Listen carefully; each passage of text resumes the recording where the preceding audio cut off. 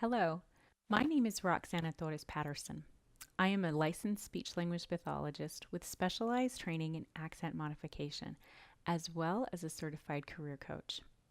If you have ever been asked to repeat yourself or have been misunderstood because of your accent when speaking English, stay tuned. I'm going to teach you the two most important techniques to improve your English right now. Are you ready? Before I do that, however, I want to clarify something. Modifying your accent doesn't mean you are giving up your heritage or who you really are. Enhancing your communication is simply the means by which others can understand your message more clearly and thereby really get to know who you are. English, when spoken well, can be an incredible asset and advantage, demonstrating your potential and competency. All right, let's get started learning the two most important techniques to improving your accented English. Don't forget to check your email for the worksheet that goes along with this video, and be sure to add Career Confidence International to your contacts so it doesn't go into spam.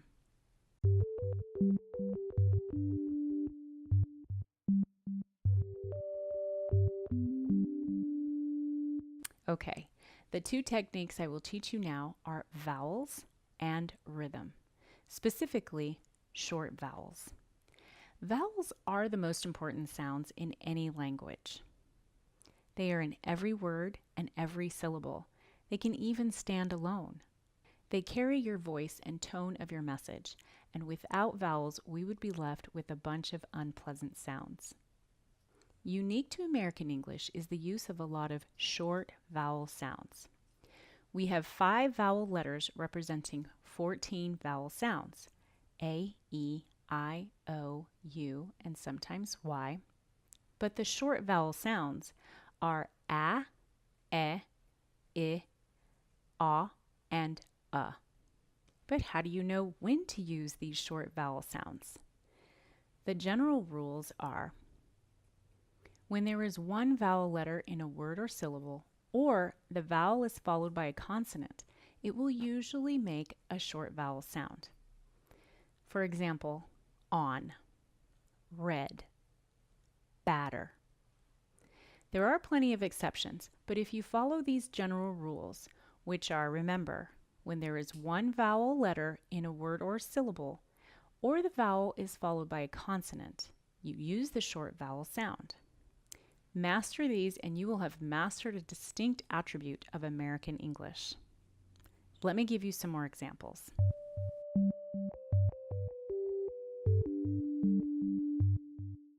For A, the letter A is the short vowel sound, as in and, fat, have, rabbit. I have a fat rabbit. I have a fat rabbit. For the letter E is the short vowel sound. End, get. When, yellow. You get a yellow ribbon when you reach the end. You get a yellow ribbon when you reach the end. For the letter I is the short vowel sound, as in, if, is, this, bitter.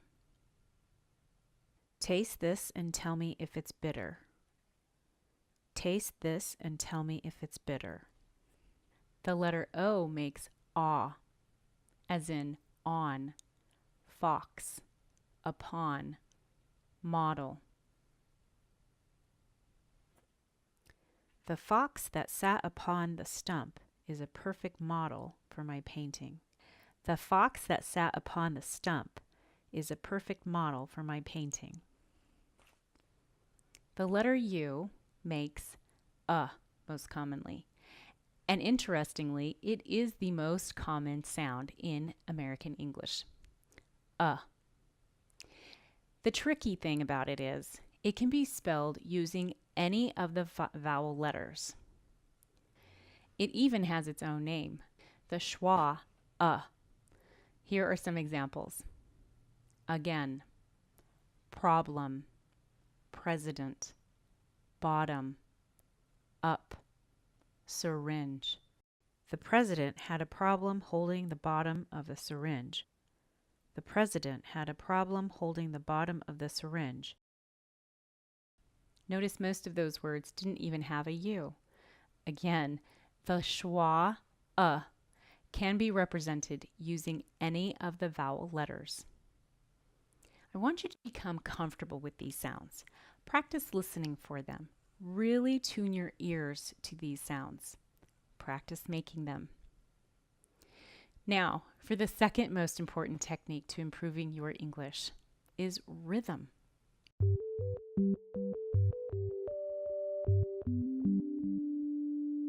The rhythm of English is generated from a combination of pauses and changes in pitch, volume, and stress or emphasis. Most languages stress each syllable equally, but American English words receive varying stress depending on the type and length of the word. In addition, sentences also receive varying stress depending on the type of the sentence. Most often, people will use their native language rhythm when speaking English, making it challenging for native English speakers to understand because they are expecting to hear a variation in the voice.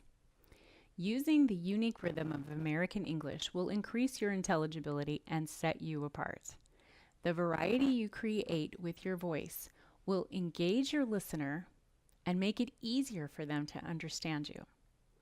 It also helps you sound more confident, sincere, and natural. There are a few general rules to the rhythm of American English, but let me demonstrate how to do some of these unique traits. If I'm emphasizing the word stress, here it is with a change in pitch.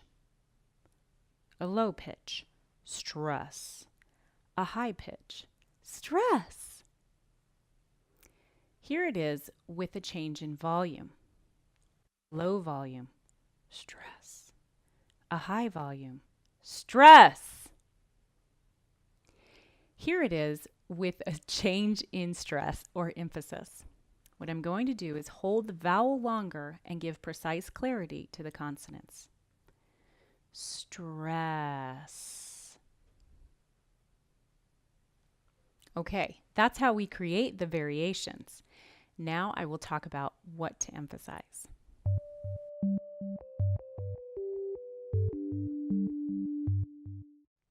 For words, we break them down into categories.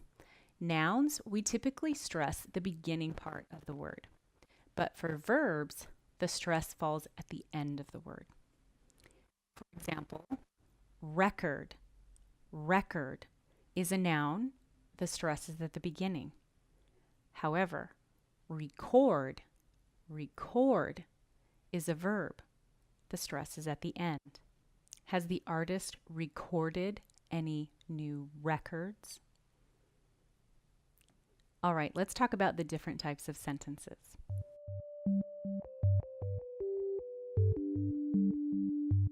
Generally, at least one word will receive some kind of emphasis or stress in any sentence or thought group. Statements. For a statement, the most important word will receive the stress, whether it be the noun, verb, adjective, or adverb. There are different types of statements, of course. Statements for negation, or otherwise with some type of negative word, we stress the negative word itself. For example, it doesn't work for me, versus it doesn't work for me, or it does not work for me. Notice how I stress the negative word doesn't and not. A statement used for clarification, you stress the word that needs to be clarified. For example, we'll discuss it at the meeting, versus we'll discuss it at the director's meeting. For statements with lists, we raise our pitch after the first item and each following item. Then drop the pitch at the end of the list. For example, we are visiting Philadelphia, New York City, Boston, and Montreal. For questions, I'll break it down to the type of questions.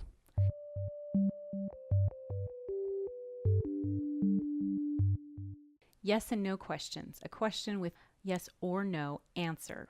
We will raise our pitch at the end of the question. Are you feeling any better? For WH questions, or questions with either who, what, where, when, why, or how, we drop our pitch at the end of the question. Who was at the door?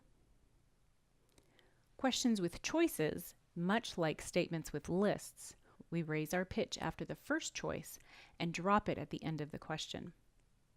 Do you have a headache or an earache? Finally, open-ended questions. We raise our pitch at the end of the question. What do you want to do today?